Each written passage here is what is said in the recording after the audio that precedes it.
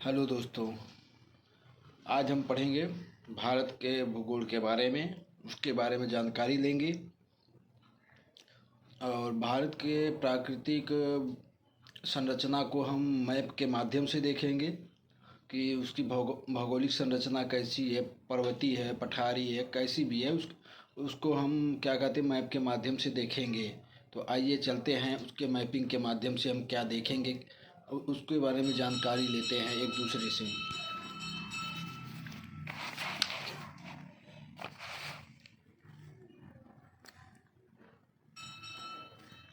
Hello दोस्तों, ये जो है ये भारत का एक प्राकृतिक संरचना है। ये जो आप देख रहे हैं, जैसे कि ये गंगा का मैदान हो गया। ये जो संरचना है इसको हिमालय श्रेणी कहते हैं। ये नेपाल हो गया, ये भूटान हो गया, जो कि भारत की सीमाएं जो है नेपाल से भी लगती हैं और भूटान से भी लगती हैं। ये जो आपको देख रहा होगा, ये माउंट एवरेस्ट की चोटी की तहत है। और ये पूरी चीज़ें यहाँ पे आपको थोड़े से पास में लेके चलते हैं। देखिए, यहाँ पे लिखा होगा काराकोरम पर्वत श्रेणी, लद्दाख श्रेणी, कैलाश पर्वत श्रेणी, जास्कर पर्वत श्रेणी, पीर पंजाल धौराधर पर्वत श्रेणी, शिवालिक पर्वत श्रेणी। मतलब कि ये उत्तर से दक्षिण की तरफ इनका अपना क्रम है। सबसे पहले आता है काराकोरम श्रेणी, फिर लद्दाख, जास्कर, पीर पंजाल, धौराधर, शिवालिक। सबसे निचली पर मतलब हिमालय की श्रेणी जो है वह शिवालिक श्रेणी है। इन्हीं श्रेणियों से बहुत सारी नदियों का उद्गम स्थल होता है। जैसे ये हो गया झेलम हो गया, चिनाब हो गया, रावी हो गया, सतलज हो गया। भारत के यहाँ इन क्षेत्रों में भारत के दो प्रदेशों का विस्तार है। मतलब कि ये कश्मीर साइड में, मतलब कि एक कश्मीर हो गया और लद्दाख, जिसमें से लद्दाख प्रदेश में, जो कि एक केंद्र शासित प्रदेश है, जहाँ पर सारा प्रोसेस सेंट्रल गवर्नमेंट के द्वारा देखा जाता है। ये हिमालय का विस्तार जो है यह हिंदुकुश पर्वत से लेके हिंदुकुश पर्वत मतलब कि पाकिस्तान के बॉर्डर, हिंदुकुश पर्वत से लेके मतलब कि पूर्व में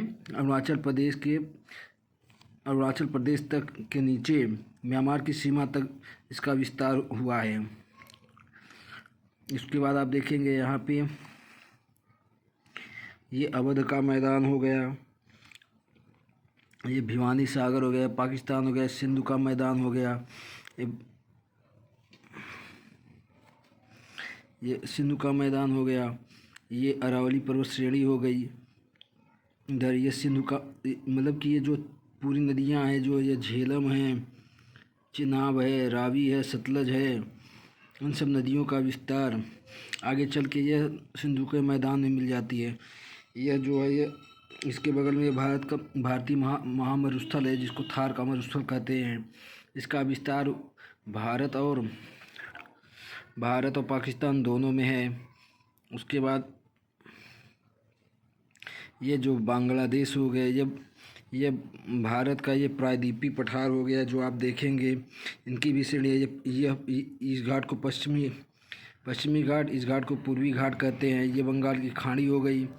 इन्हीं में छोटे छोटे और बहुत सारे पठार हैं। जैसे आप देखेंगे तो ये जैसे बघेलखंड का पठार, छोटा नागपुर का पठार, रामगढ़ पठार, ये गड़जात पठार, दंडकारण्य का पठार, महेंद्रगिरी ये पर्वत हो गया। और उसके बाद पश्चिमी घाट की तरफ आएंगे तो इस तरह हो जाएगा, सतमाला पर्वत श्रेणी हो गया, ऋषिचंद्र पर्वत घाटी, बालाघाट, महाबलेश्वर। ये सब श्रेणियों से मिलके भारतीय प्रायद्वीप का निर्माण हुआ है। इस तरह के हम देखेंगे कि भारत की भौगोलिक संरचना बहुत बेहतर और सुंदर है। एक तरफ से यह हिमालय से आच्छादित है, तो दूसरी तरफ यह सागरों से निर्मित है। तो दोस्तों, आपको वीडियो कैसा लगा उसके बारे में लाइक, कमेंट, सब्सक्राइब ज़रूर करें। और आप हमारे साथ बने रहें, जिससे हम आगे की वीडियो में फिर से बनाते रहें। तो दोस्तों मिलते हैं अगली वीडियो में।